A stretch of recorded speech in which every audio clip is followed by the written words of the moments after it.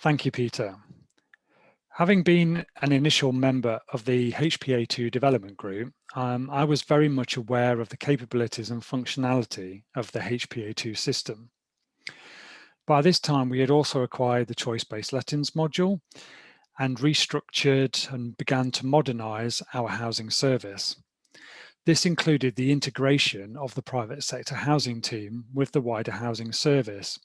And this allowed us to explore all opportunities to prevent homelessness, particularly in relation to housing standards complaints, illegal evictions, and HMO licensing, whilst also allowing us to ensure we made the best use of our stock alongside DFG applications.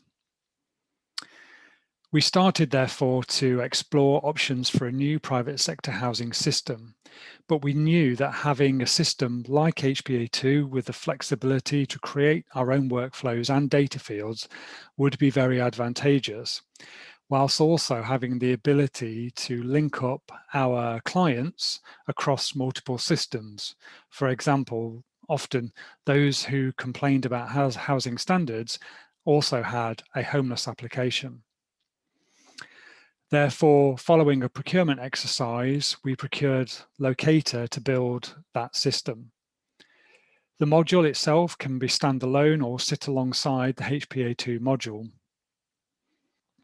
Moving on to the system itself, you can see a familiar case dashboard. What I've got in front of me here is also the left-hand side menu items with some differences. As in the private sector housing module, the main core of each case is linked to a property with people, owners and contractors linked to that property. I've got my case officers who are all private sector housing officers, and each of their individual workloads spread across a number of cases. These cases can be fully bespoke and set up to your needs. And in this case, we've got the traditional set of cases such as disabled facilities grants, empty homes, housing standards and HMO licensing, whilst we've also added a number of our own very bespoke workflows such as home repair loans and the work we do in managing a mobile home park. The system also allows us to see where we've got links with other cases, such as the homeless case or the housing register case. And you can see here from this screen where we've got those links and how they show. By going into each one of these clickable numbers, I can see the case list for the officer. I can see visually in front of me the properties, the next steps involved in each case, the client, and also the case type as well. By clicking into each case, we have a familiar screen.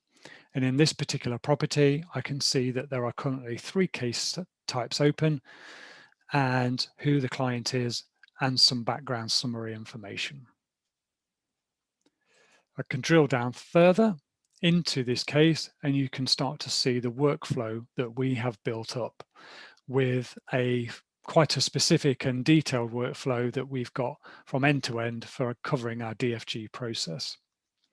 We've made use of completion rules and the recent functionality of add answer to task title, where we've got repeatable tasks such as multiple DFGs, which are listed here.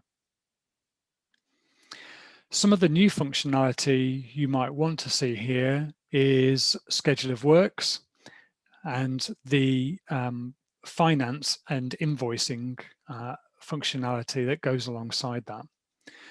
So you can see here a schedule of works for level access shower, and I can go in, go to works, and I can see a predefined list that we've added in already, and I can go in and I can add in additional items, which then starts to build up a cost of this particular job.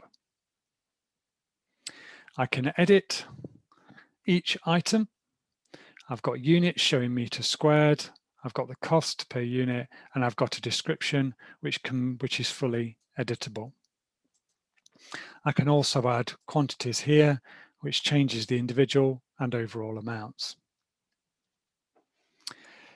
I've got a contractor already assigned that can be changed. This contractor, I can also check on their current workload. And so I can see that they're doing another job at another property.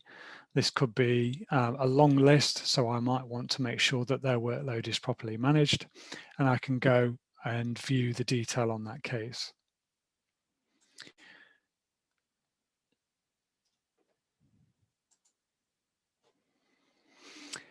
Once I've added the contractor, I now can start to add in payments. As soon as I receive an invoice, I can log the full detail of that, including VAT amounts, payment dates, payment codes that we require internally, invoice reference numbers, and any additional notes. And as I add the payments, they start to accumulate in here and then come off the total balance outstanding. So I've got a full and very clear financial picture at any time.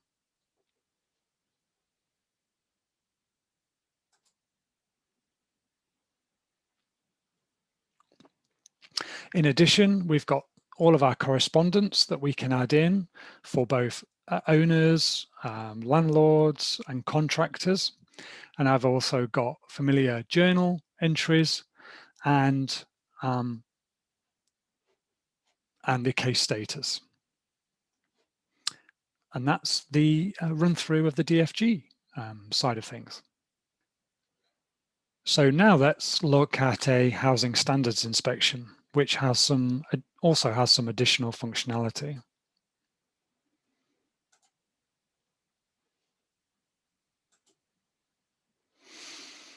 You will see the usual run of workflow items, but what I wanted to show you here was the additional functionality that's been built for the module in regard to the HHSRS inspections.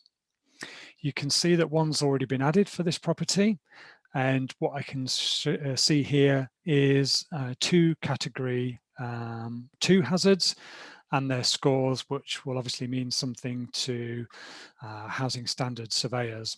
But I can go into this assessment, and over on the right hand side, what you'll see is all of the standard 29 hazards.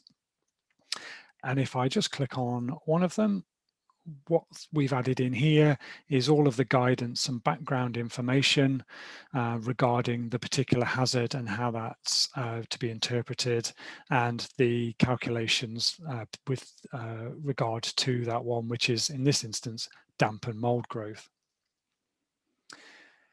Over on this side, we can amend the likelihood and the health outcomes based on our findings. And what that does then is calculate a score, with A to C being a category 1 hazard and D to J being a category 2 hazard. I can add in an additional hazard, and then I can amend as applicable, and you can see that the score changes. Once I save that, that's now kept in.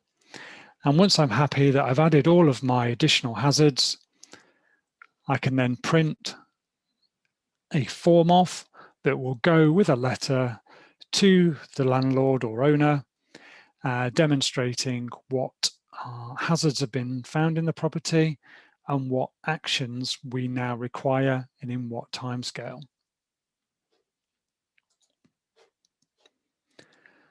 I can then go back to the property. I can see my increased list of hazards here and the scores. So I've got visual on the level of categories, particularly the category 1 hazard that's here. The HHSRS functionality is also installed for the HMO licensing case, where a housing standards inspection would also be routine. And that's the end of my presentation. Thank you.